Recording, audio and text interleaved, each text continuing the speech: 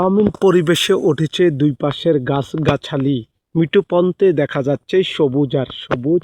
আর সেই নিঃশ্বাস নিয়ে থাকেন গ্রামীণ পরিবেশের যারা বসবাস করে।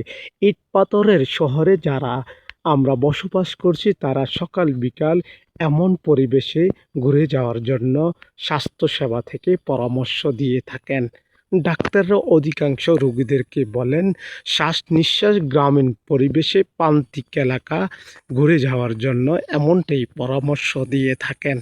মুঠোপন্থরের দুটি পাশে সারিবদ্ধভাবে বিভিন্ন প্রজাতির গাছ লাগানো হয়েছে চাঁদপুর জেলার একটি মুঠোপন্থর গ্রামীণ এলাকাতে।